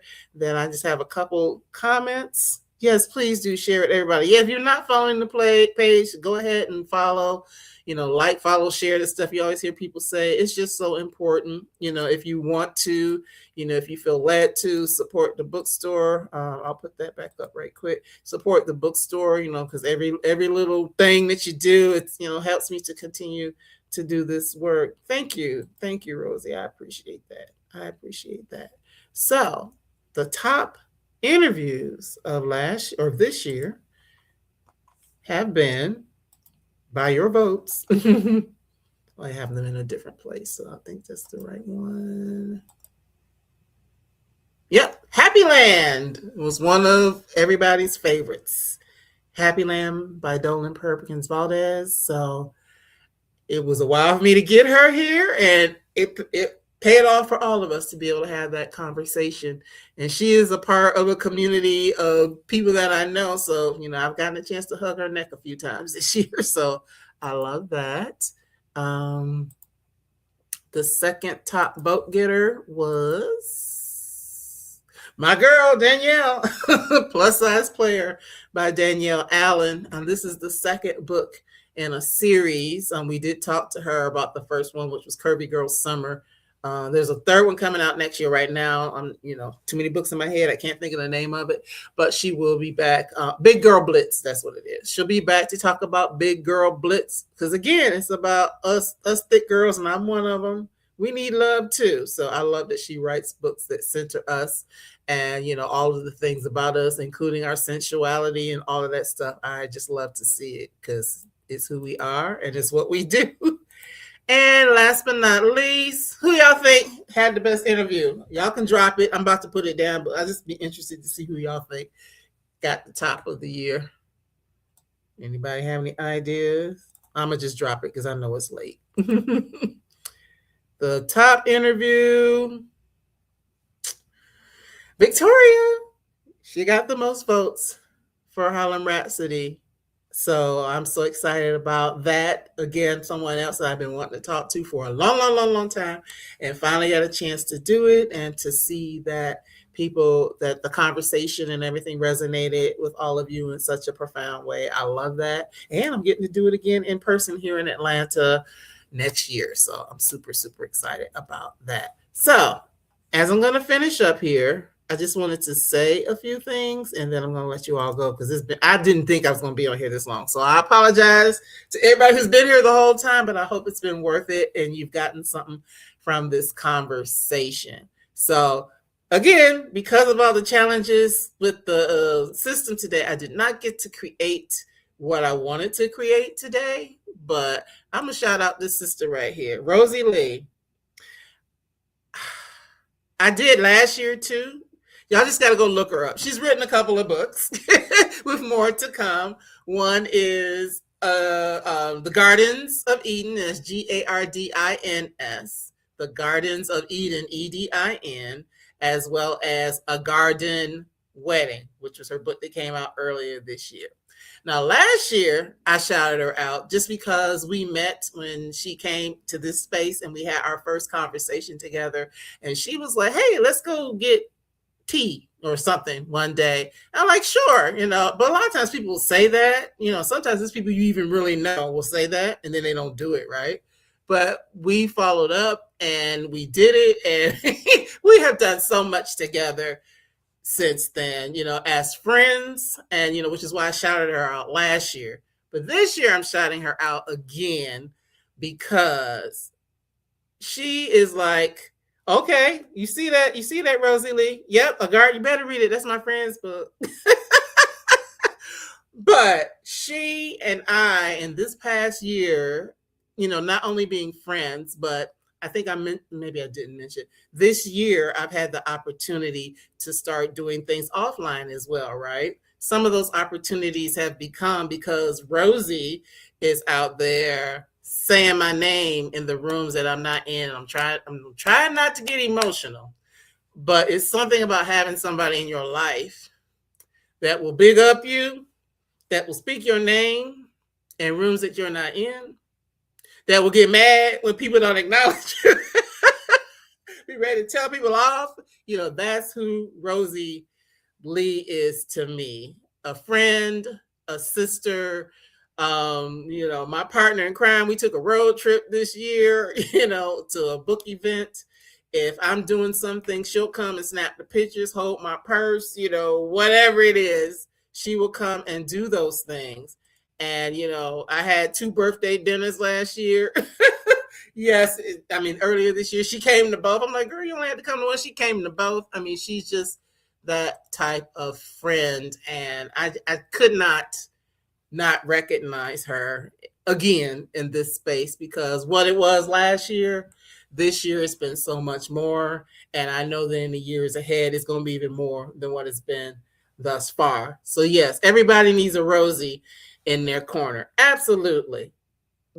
And also, and this is something I'm going to actually share on social media. So, I'm going to big up you on social media again, Rosie. Oh, the other thing is she's always sharing the links to these shows and stuff like that. She doesn't have to do that, but she always does. So I have to just shout her out for that. But she is one in this community. Going back to the whole thing of community. Yes, this is a virtual space, right? But there's something, if you are in spaces that you can lean into, like in-person community. And Atlanta has been that for me. When I first started this, I wasn't living in Atlanta. I was living in South Georgia and, able to do the online stuff and all of that. But I had the opportunity to move to Atlanta. And I know people always say it's full. It really is. Well, I'm glad they let me sneak in. But Atlanta has just meant so much to me because of people like Rosie, where if I was still living in South Georgia, I wouldn't have been able to develop this friendship. But it's her. It's being able to have opportunities to speak at, or host, moderate at Black bookstores. I've done some libraries. I've done what do you call it? I've done a festival. I'm on tap to do another festival next year. So just being in this space and this community has been so powerful for me. So anybody who's in here from Atlanta, I'm shouting you out. But that we've worked together in the past, or we're doing it in the future. I appreciate y'all. Y'all help me to sustain doing this even when it's hard and I'm tired and I really don't want to read. Or I got so much done and I got to turn and then do an audio because I ran out of time to physically read, because I do still have a day job. All those sorts of things. So I'm going to shout everybody out more specifically on social, but I just wanted to say that. And to anyone who's here in this space or watches this later, I know it's long, but hey, if y'all can watch Shannon Sharp for 3 hours, y'all can watch me for 2. I'm just kidding. But it's just that I think it is important to find community, and many of us can find it in books, which is why I was glad to see Shar Adams' book and the other books that talk about Black bookstores, Katie Mitchell's books. I had to recognize them because those spaces are what a lot of times people call as a third space. I think that's what they're calling it nowadays. But places where people can go and gather and have conversations and talk about the books and maybe figure out what needs to be done in your community, or ways that you can serve and support others and all those sorts of things. And a lot of times it just starts with having a conversation about a book, and it goes off into so many other things. So I thank you all for being here. I thank you for being a part of this community. I pray that you find those other communities, find your Rosie or find your Marcy, whatever the case may be, that can be a part of your life and that you can lean in and not just be in situations that are about, I'm going to just call it gossip and foolishness, or foolishment is my word, but things that are powerful and uplifting and helping us all to be better versions of ourselves. So with that in mind, thank you all for being here. Big up, shout out to all of the winners. I'll be posting it, probably not tonight because it's late, but by tomorrow I'll post all the winners as well as the extra kudos and things like that. But thank you to everyone who came here tonight. Thank you to every author that's been here, every author that wants to come here. And matter of fact, let me share that right quick. If you are an author, or if you know of someone, or you got, if you have the inside track to someone that you think would be a good fit for this space, please shoot me an email, and I will work towards trying to make it happen if it's a good fit, because everything's not always a good fit, but if it is, I will definitely work to make sure that that happens. And so I appreciate you all. I love you all. I wish you the greatest holiday season, whether you celebrate the stuff or not. It's a season of time to be think of joy and love and peace and all of those other things, to kind of meditate on those things and read good books. So that's it. I'm done. I know I'm like way over. I didn't know it was going to be this long, but it's all good. Thank you. Yes, I'm excited about the doors. I can't wait. Thank you. Thank you, Matt. Thank you. Thank you. Love you all. You take good care. And I will see you in the new year. Well, I'll see you in the new year, but I do have a couple surprises that are coming on social for you all between now and then. So I'll see you all online on social over the next few weeks, and back here, I believe my first interview is January, either 5th, 6th, or 7th, whatever that first Monday is, I'll be back. So see you all then. Take good care. Love you. Bye-bye.